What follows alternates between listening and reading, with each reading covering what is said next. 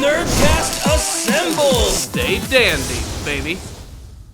Let's go ahead and talk about the recent chapter of Dragon Ball Super. That's right, Dragon Ball Super has finally returned after a long month.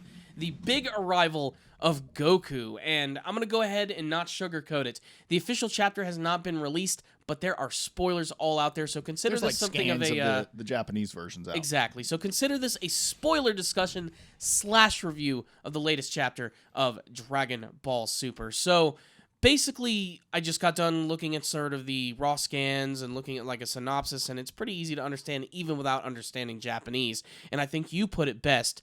This is basically sort of like a retread of the Saiyan saga where Goku arrived on Earth and just smacked Nappa's ass all over the place. Yep. This time, it's a different alien, and things are just as exciting as they were before. And this Same was outcome, different people. pretty much, yeah. Yeah. Now, to say the least, Saganbo, who is the goon that's being controlled by Moro, seems to be doing a lot better job than Nappa is. Still, I don't really think he's giving Goku a very difficult time. No, Goku's not. Doesn't look like he's trying. He ends up taking him out.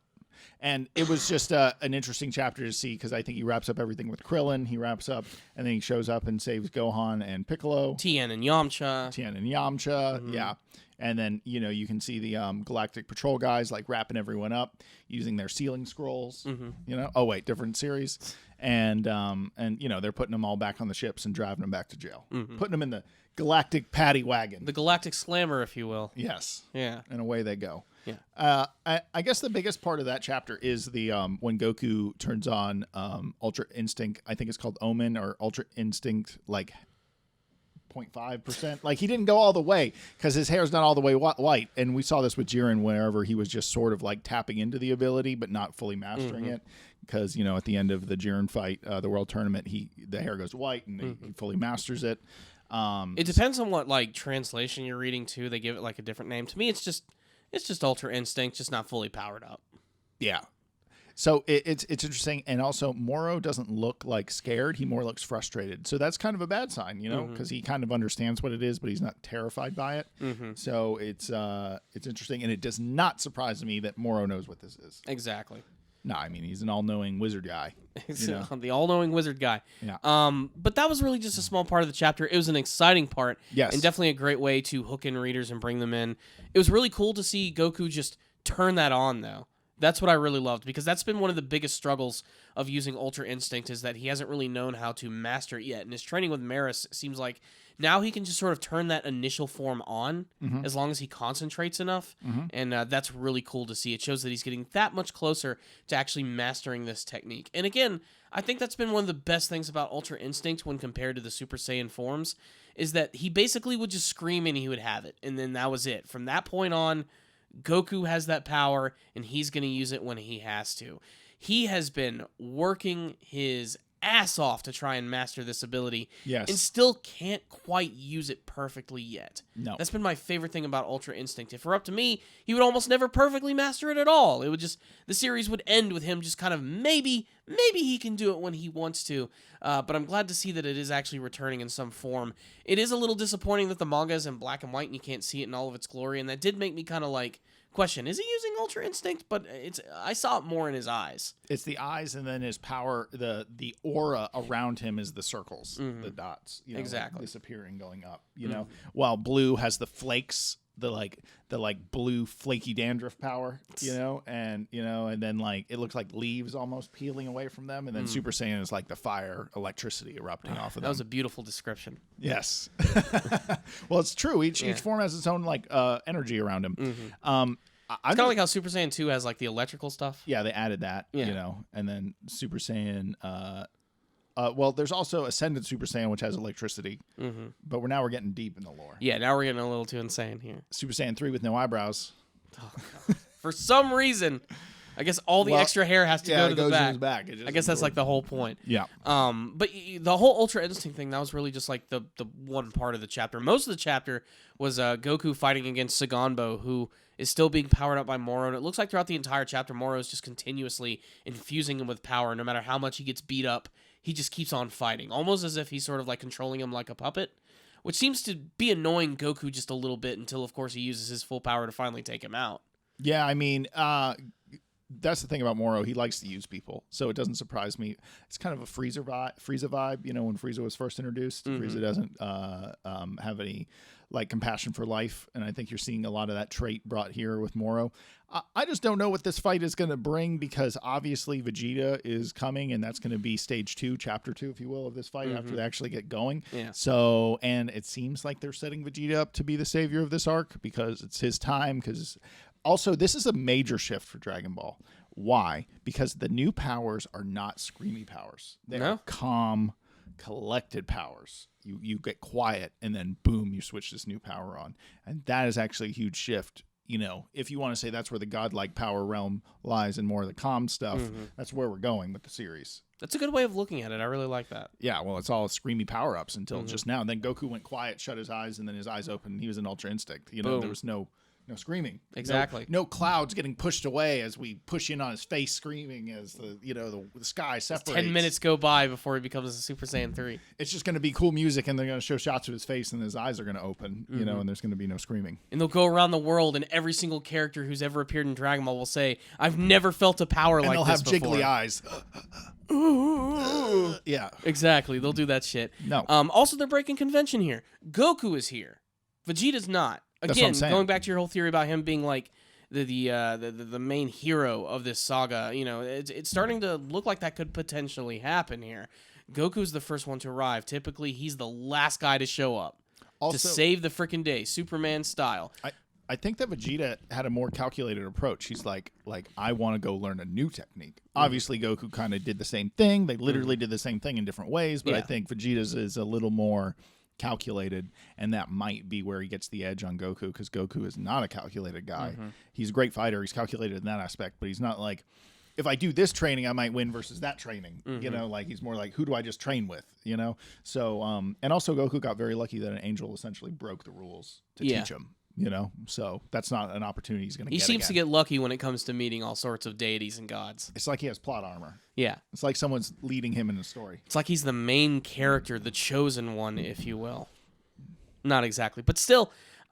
So let's just get hypothetical for a second. Let's say Goku fights against Moro. He ends up getting defeated. Vegeta shows up, shows off some brand new powers, ends up just whipping Moro's ass and doing some awesome shit. But then suddenly Moro decides to reveal his trump card because, let's face it, he's a crazy old goat wizard. He's going to have another trick up his freaking magical-ass sleeve. Yeah. And he's going to somehow defeat Vegeta, and then Goku's going to come in, use Mega Ultra Instinct, whatever they want to call it this time, and he ends up winning. Yeah. Will that disappoint you if Goku ends up being the guy who finishes him off again? No, it's expected. Yeah. I just hope Vegeta has his own time to shine, and he's probably not going to win. The Goat Wizard's probably going to use Earth Magic and blast him with Earth Energy Volcanoes or something. I don't know how to describe what fucking Moro's powers are like. But the point is, or he's going to blow up Earth. Bad guys always seem to get desperate at this level and blow planets up when they can't win. Earth is in real problem. It's a real problem for Earth right now because Moro's power essentially is using Earth, you know, as a battery, and he's on the planet. It's not like he has to go summon it. He's stepping on the planet right now. So will this battle actually conclude on Earth? No. Is this the final battle, or is this literally just sort of like the beginning of something else? As I'm saying this, I don't really think Earth in the Dragon Ball universe is actually at risk, because that's where Beerus will step in. Yeah. Like, you ain't fucking with my snacks, bro. I don't know if Beerus is going to get involved in this arc. Again, it's a good theory that, he would want to protect Earth simply just because he likes the food there, but I just don't think he gives a shit of anything that's going on right here. That's weird. Then again, you do have a villain whose main power is to quite literally consume and destroy planets. That's a god of destruction's job. Yeah, exactly. All right? Maybe not to consume it, but at least to destroy it. Whis is on this shit, okay? Look, Beerus, he's they're aware of what's going on. Whis is going to not make sure shit gets too crazy. Yeah.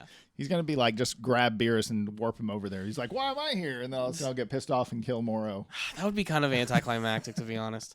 I mean, my main hope still is that Vegeta is going to be the one to actually finish the fight, just to give us something different and to allow Vegeta to be like the hero for once. I think he's earned it at this point. I mean, his training is also kind of an ego check training. Exactly. His training is built to develop Vegeta's character, not just his power. Which is saying a lot for Dragon Ball, which, let's face it, doesn't have the deepest characterization in the world. And Vegeta has arguably had the most characterization of anyone in all Second of to Dragon Ball Frieza. Super. Not second, like Frieza's under him, but definitely next is Frieza. Yeah. Recently, you know. But I that's mean, it. Vegeta has just, man, ever since Super, he's I don't know, practically a man. different character. Yamcha's arc from Bandit to Hero, beautiful. What a change. From loser to even bigger loser. It's insane. But, like, Vegeta, like I said, you could even tell, like, when the Dragon Ball Super manga and anime came out for the first time, you're like, there's something different about Vegeta. Like, he's just not the same character anymore. Ever since the end of the Majin Buu arc, he sort of let go of a lot of his hatred. He's got apprentices now. He's got the other dude from he's skinny Vegeta. He's training now. He gives a shit about his family. He does the bingo dance. He's not afraid to actually train under people now. He actually has a little bit of respect for Goku. Like, the character has drastically changed. And I think this is the culmination of that character. This could evolution be arc. his moment. Or is he just going to be a medic where all he does is go in and COVID? All he is go in and just heal people with his new healing powers. That is possible. He could just become a paladin, you know? He could allow Goku to just keep going. Yeah, he's like, Ultra Instinct. heal Boom, you. boom, boom. Yeah. You know, maybe they work together. Maybe they fuse. Still, I just want Vegeta to be involved in this victory. That's what I want. I don't most think from fusion everything. works in this. Fusion isn't the trick because the more power you have, the more you can steal. It's sort of like you have to attack it from a more specialized way. Yeah. You know, Moro is an interesting villain because more power, bigger power ups, bigger energy levels don't really help you. You know, it's more like you have to strategically take him out. Maybe Boo will even come back too with the fat Kai's I feel like they have to strategically get rid of Boo in certain parts of the story because, they're doing it with Beerus. Yeah, they have to. I mean, while he is, compared to Goku and Vegeta, not the strongest character in the series anymore, he does have one of the most crazy regenerative abilities in the entire series. Plus the Candy Zapper. Plus the Candy Zapper, which is basically the end-all ability. Yeah. Of course, you have to get hit by it, but still, like, he still has those powers that give him such a ridiculous edge in They battle. essentially don't use it anymore. No. Because they don't want it. Yeah, exactly. It's almost like, nah, we have to get rid of Beerus. We have to get rid of Boo. Yeah. These guys are just too ridiculous. They have chump cards. It's not a matter of, who can bust a planet. Anybody can do that at this point. These guys just have abilities, which are insane. Dude turns people into candy. Dude can literally touch someone and make them not exist anymore. Yes. So they have to conveniently sweep them under the rug to allow our heroes to do something else. Yeah. I will say, I was kind of hoping we'd get to see a little bit more of the side characters battling against like some another chapter or two of that? Yeah, another couple chapters of that I would have been okay with. I have a feeling if I wouldn't because these fucking chapters take a month to come out. In that sense, yeah, I totally agree. But if the anime version ever comes back, and let's face it, it's going to return, they're probably going to adapt this arc, and that would be something really good to expand upon. Is just give us more of those battles, give us more of those characters. Yeah. Yeah, I just think that's something I'd want to see. Yeah, expand on in the anime for sure. I completely agree. Yeah. Do you want to talk about One Piece? Or do you want to wrap this up? Before we jump into that, so basically that's our thoughts on Dragon Ball Super. We want to hear yours. What you thought about the current chapter? What you hope to see in the big battle between Goku and Moro? How is Ultra Instinct going to work? Is it not going to work against Moro? Is Vegeta going to show up at the last second?